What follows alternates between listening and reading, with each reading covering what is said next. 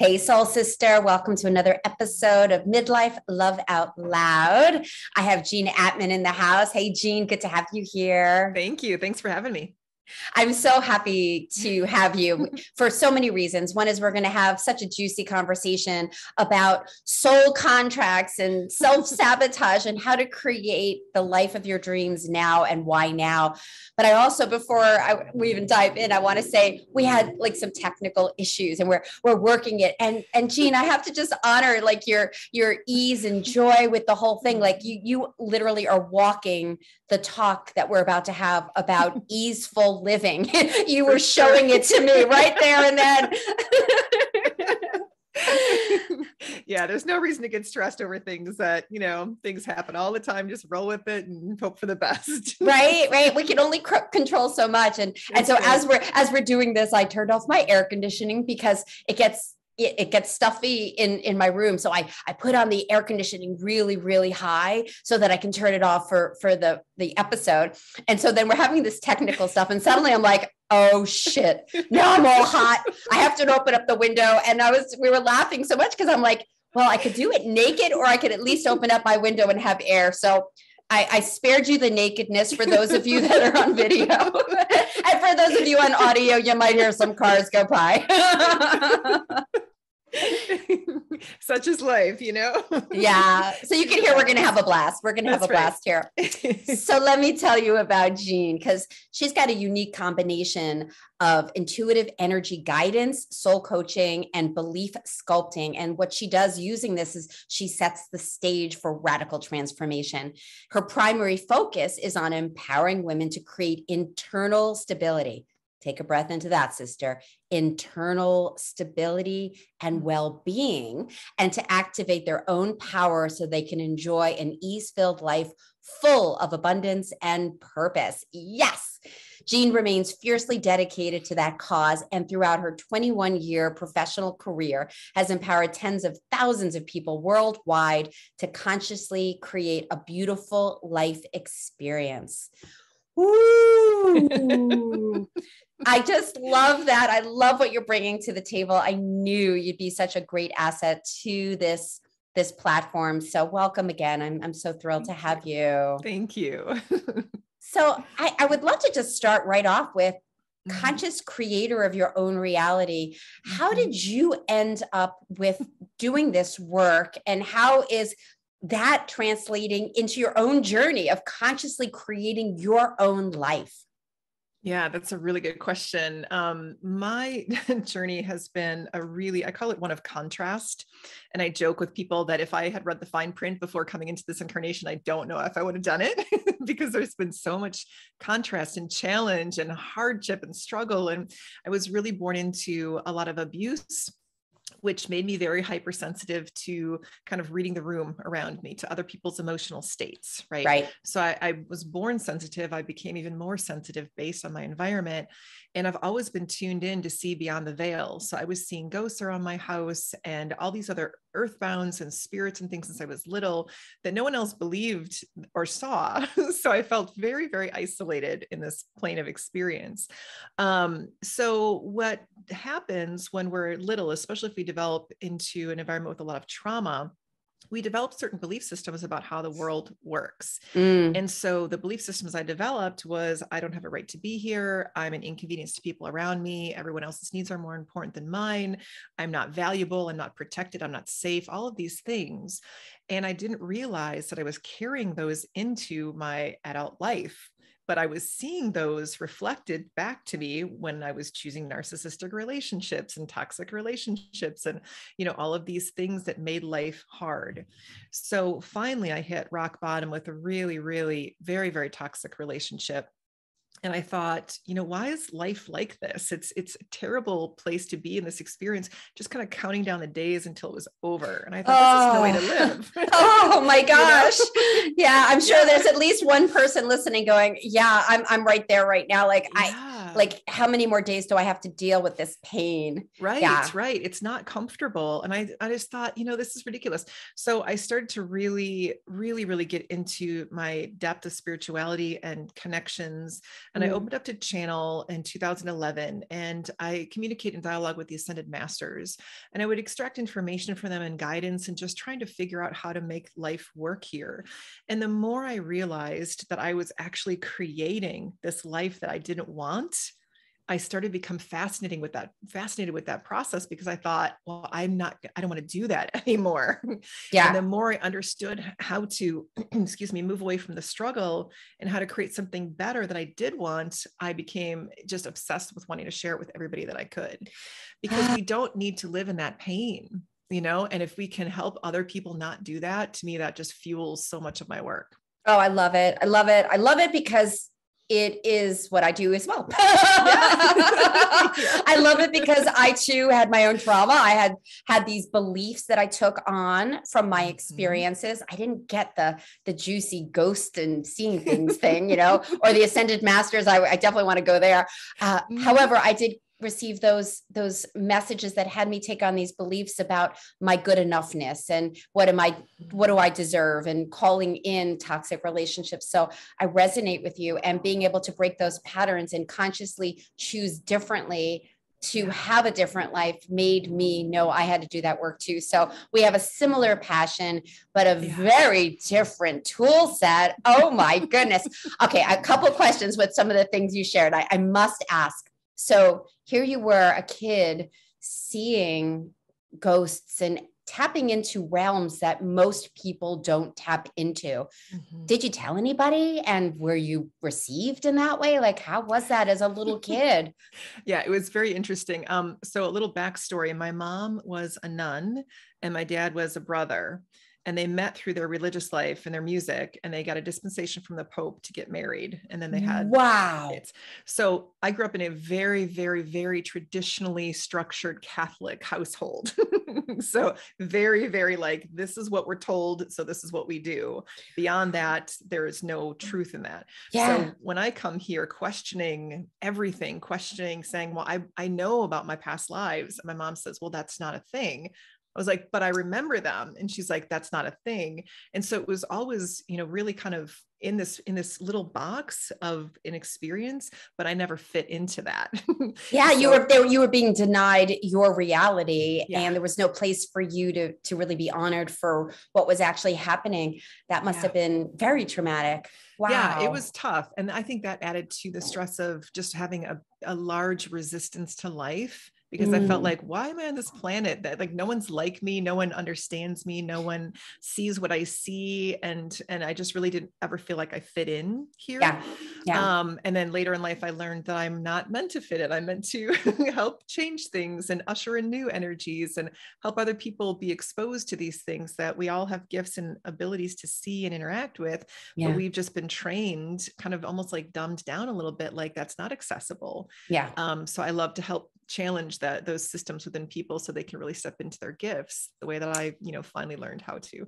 And as I'm hearing this, I'm just thinking, what a setup. You were plopped into this such a unique scenario of a nun and a brother. Right. And here you are questioning everything, talking about past lives. And we're able to work through that in a challenging journey. Really, it doesn't sound like an easy journey to be able to then break through and be able to help others with this powerful journey of your own. So, that, and then I think that brings me right to soul contracts, frankly, because I believe that we sign up for this journey. I signed up to have a really challenging son, and that's been one of my biggest things I've had to learn, grow, feel through, and continue to work through in so many different ways. And sometimes I look up to spirit and go, really? Does it have to be so hard?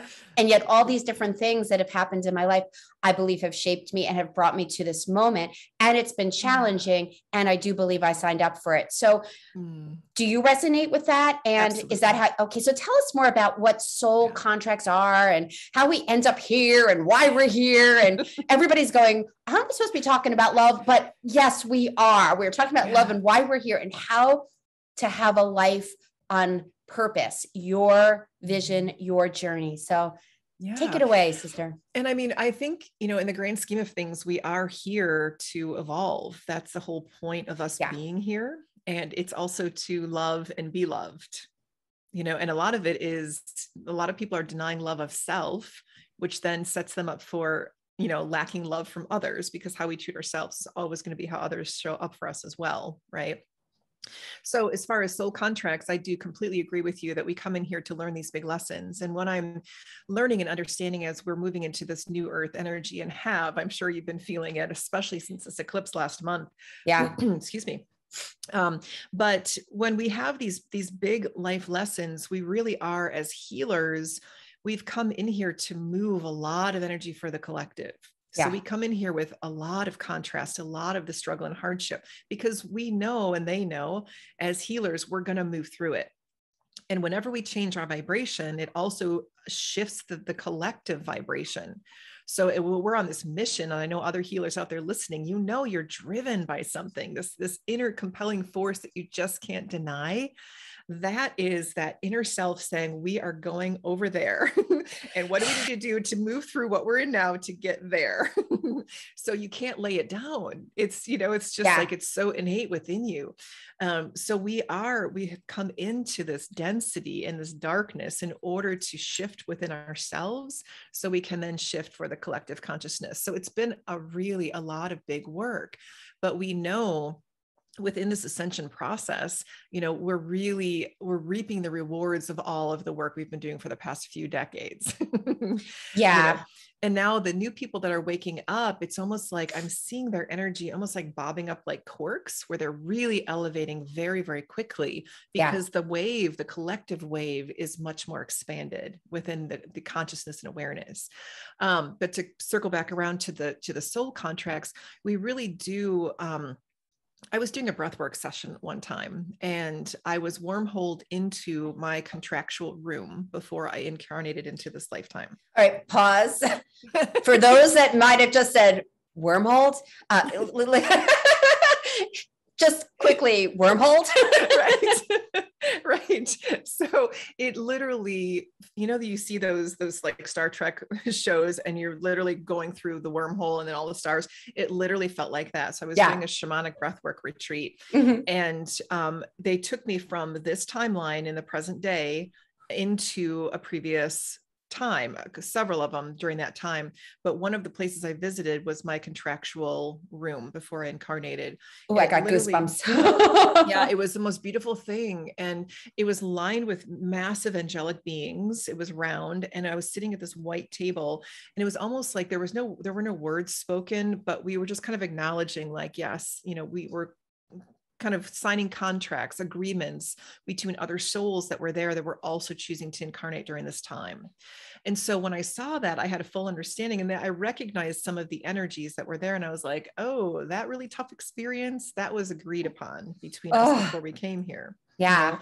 So it's sort of like, if you want to learn how to love yourself, you might have a soul contract with someone who challenges that every single fiber of your being. That demands you love them more than you, and that, you know, pushes the boundaries and all that. So you finally get a chance to say no to that and yes to yourself. So those really tough experiences are typically our greatest soul contracts, our greatest teachers, because they're the ones that are really pushing the envelope to help us evolve and elevate. And so when you can see those really toxic relationships that you were in, and you can't forgive that person, when you can look from a higher level of experience down to see what they actually provided you with, you're like, wow, there was so much love there. Thank you so much for pushing me in that way, so I can now break through this matrix of humanness, you know, and limitation, and really expand into what my potential is. Like, wow, thank you. Oh my God. Oh my God. Yes. Yes. I love how you just explained that. And I think I had a similar soul contract. You know, it's like, oh my God, this journey has truly been about drawing in people that, you know, into my life that had me really go, how do I say no? And how do I love myself? And because I kept giving away my power, giving away my voice, until it was just so painful. And that was the lesson. How do I love myself on such a deep level? And that's one of the reasons I have this podcast and bring people on like yourself telling this message, because it really is about learning and expanding. I'm loving this. Wow. I'm just digging this, man. I'm just digging this. Okay. So let's recap, before we get on this plane, we're sitting in this amazing room. Some of us did not have that moment of, there's this, a bunch of energies and a table. I'm like, why? Yeah, I need to revisit my shamanic journey. But aside from that, that's an awesome visual. And if you are one that believes in this, and let me just speak to the woman who's not necessarily jiving with this message right now. Also, you might be going, this is BS. I don't believe in soul contracts. What we're about to talk about are some practical ways for you to really consciously create your reality, whether you believe it or not. We're just offering you the possibility of there's something else going on here for your highest self. So I just wanted to kind of would you agree, Jean, or did you want to add to that? No, absolutely. I think you covered that beautifully. Yeah. Okay, cool. Because I truly believe, whether you believe in past lives or you're just like, okay, well, this is the life I have.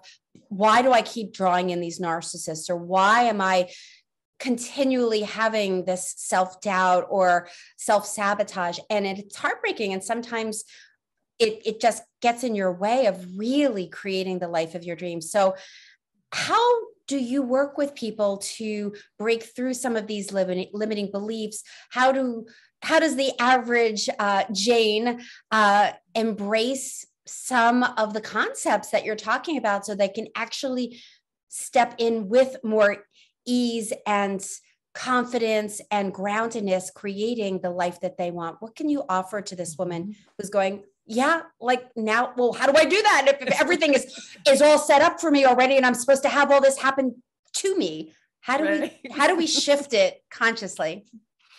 There is something that was taught to me years ago that I found was probably one of the most profound things I'd ever heard. And I'll share that with you. There are two states of being, a beautiful state and a suffering state, and each is a choice.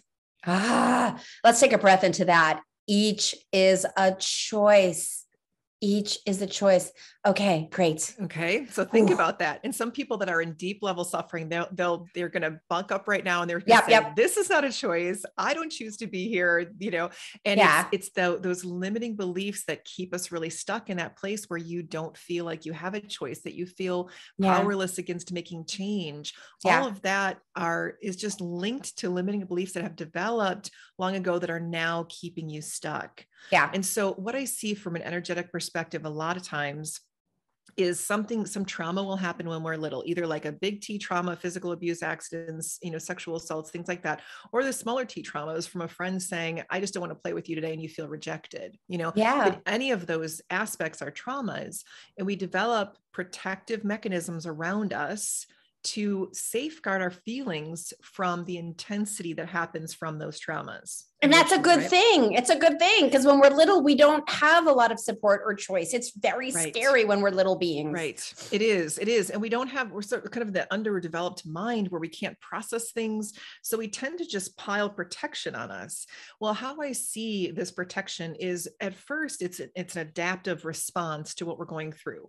But unless that is moved out, cleared, decongested of the field, we keep carrying that protective shell with us. And now it's actually creating a maladaptive response to life. Yep. So let's say you felt rejected when you were little, and now you're in a dating pool and you're like, why am I always merging with these guys that are just rejecting me or betraying me or cheating on me or ghosting me or all these things? There's something within your energetic system that is emitting a frequency or vibration that is saying, this is my truth. I get rejected. I get abandoned. I get these things. When that is solidified in your vibration, that's what you're emitting out, right? So until you start to decongest your field of that stuff, your frequency stays in this place that doesn't really match what you want.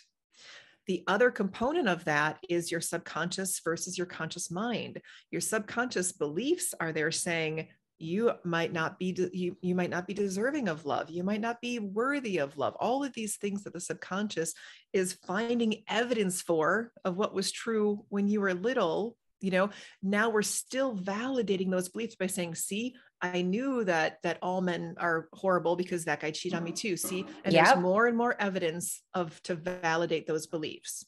I just want to stop there for a second and just like underline what you just said, which is huge. We keep looking for the validation of the belief. And unless we change the belief, we're going to just keep staying in that loop.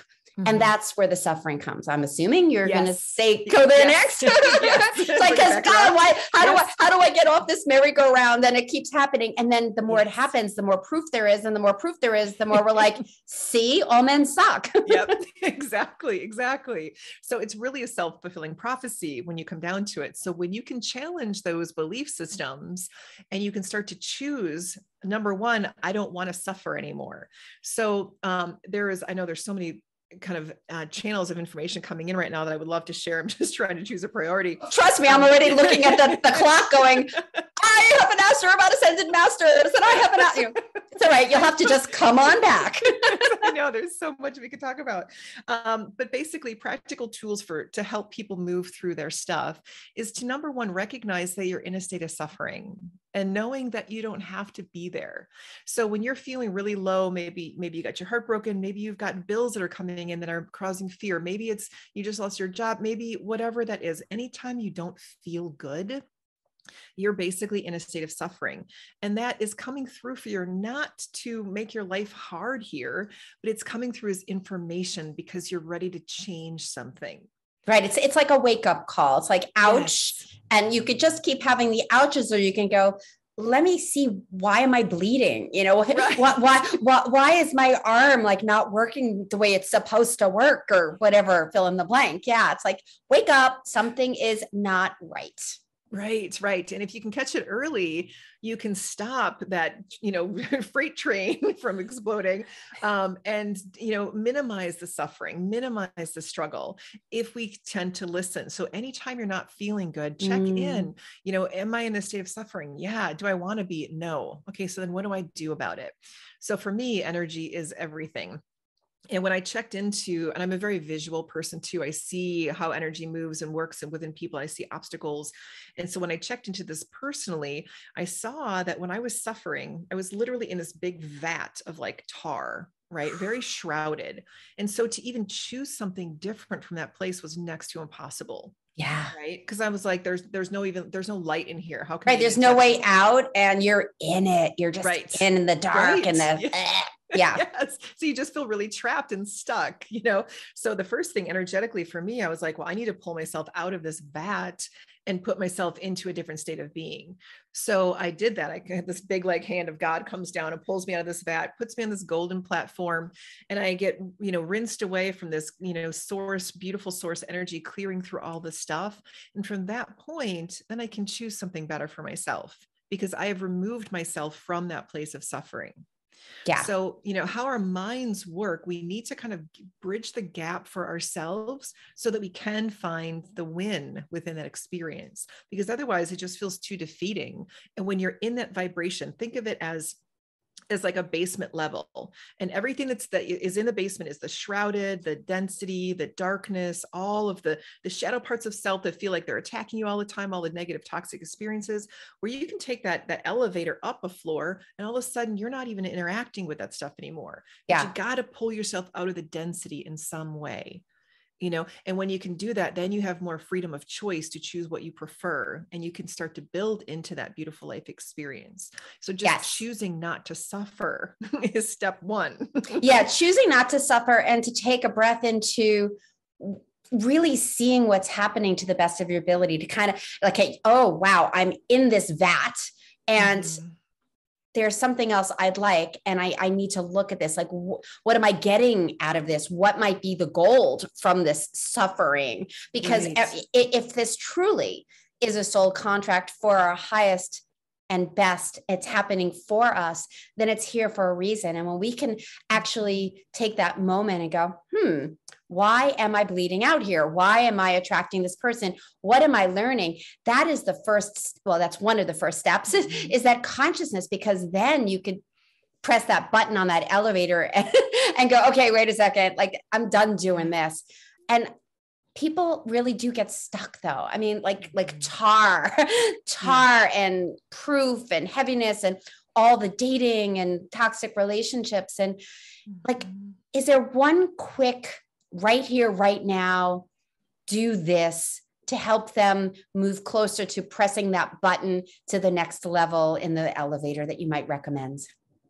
Wow, that's a really good question. I mean, for me, everything is energy. So I think when you decongest your field, you remove a lot of that stuff that you're trying to move through. Yeah. You know, it's sort of like if you have that original wound and then everything that resembles it compounds on top of it. So you can't even move. You're literally stuck within the energetic traumas that have been surrounding you. Yeah. So I would say energy clearing is the most direct and most honest way to get into to clearing of the field, because our minds will create all kinds of scenarios about what we think is wrong. But energy doesn't lie. So true. You know, so when you go right into that core, you know exactly in full honesty and truth what that is, and then how to remedy it, how to heal it for yourself, how to release it, you know? Absolutely. Absolutely. So soul sister, notice your thoughts, take a breath and have some compassion for the vat that you might be in. Perhaps that is in your highest and best. That's what we believe. And maybe there's some gold for you to get from it, and to seek out some modalities like energy clearing, or for me, shadow work, anything that can support you so that you really can shift. Because at the end of the day, sometimes we really are just so stuck and we need some outside support. We're not meant to do this journey alone. At least that's what I believe. And energy clearing is so huge. I know I've had some amazing practitioners work with me to release and help me shift and change my life. So I concur completely. Beautiful, beautiful. Yeah. Thank you. And one last thing I will add to that is also, we talked briefly about this before, is finding the evidence of what you would prefer. Start to shift those belief systems from focusing on what you don't want to really finding the evidence of what you do. Because the more you can kind of move the scales into that direction, the more your vibration automatically up levels. So you're not going to be working through the amount of density because you're already moving in a higher elevated positioning. I totally agree. I totally agree. I know you have the 5-day resistance cleanse that you're offering to the sister. Will you share a little bit about what that is? Sounds so exciting. Sure. Yes. It's taking people through a little journey of their internal worlds for 5 days. They get dripped content. So I share a little bit of some lessons each day, as well as a healing transmission for them to start to experiment. What does it feel like to receive an energy clearing, you know, and how can I help facilitate that for myself and feel through it, as well as some questions, some deeper internal exploration questions, so they can really get to their own sense of truth. Because for me, I love to help and assist people with clearing their energy and up-leveling, but ultimately I'm a teacher and I love to teach and empower other people how to do that for themselves. So this sort of helps to provide a little bit of how do you get out of your own way? Perfect. There's a lot of people in resistance. And so I wanted to create something that would help them get out of it. Oh, it sounds amazing. And the link will be in the notes below.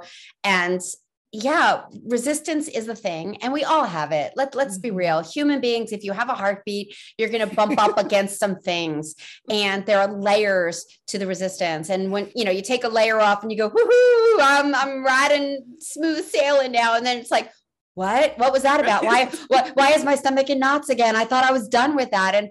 And the good thing is that every layer, every shift, every moment you're healing, every I'm pointing for those that are watching on video, the elevator scenario. It's like, okay, now I'm on level 2 and you're like, I'm on level 2. Oh, wait, there's another level 3. It really is a journey. So we are all on the Earth's ship to reveal all of this, and it is for our highest and best. And you know, my biggest takeaway from this, and thank you so much, is everything is truly here for us. It's here for us to have our greatest life. And it may not seem like that. And when we can actually look at it through that lens and go, okay, wait a second, this is here for me to grow and expand and open, that shifts everything. And when it comes to love, if we don't have it inside of ourselves, if we are talking badly to ourselves, how is that going to translate in healthy partnership? We know the answer to that. So we need to do the emptying out. We need to do the breaking of these patterns of beliefs, and energy shifting and healing is really huge. So I encourage you to grab her 5-day resistance cleanse. I can't wait to do it myself. That's so exciting. Thank you. That's a wonderful gift. You're welcome. All right, soul sister, that's our episode for today. Firstly, let me just again say thank you, Jean. Thank you for spending some time with us today. Such gold and information. Love it. Thank you. Thanks so much for having me. I had a nice time with you. Me too. And I really do want you back to dive in a little bit more with the Ascended Masters and how maybe to tap into that. Just always amazing how you have so many things to offer. So definitely want to have a part 2 on this. And soul sister, share this with your friends if you got some value. I'm sure you did. Hopefully you took some notes, and subscribe to the YouTube station if you haven't yet, so you don't miss any of the upcoming episodes. And for those of you on audio, we have a YouTube station if you want to see this gorgeous woman, as well as, subscribe to the podcast, and keep on listening, and keep remembering that love and transformation and choosing how you want to live your life is for you. It is your choice. It is your choice. Happiness or suffering. Was it happiness and suffering or beautiful state or a suffering state? Yep. Beautiful state or suffering state. It is a choice. And it sometimes isn't necessarily the easiest choice. That's the journey as well. So much love to you, soul sister. And until we meet again, mwah.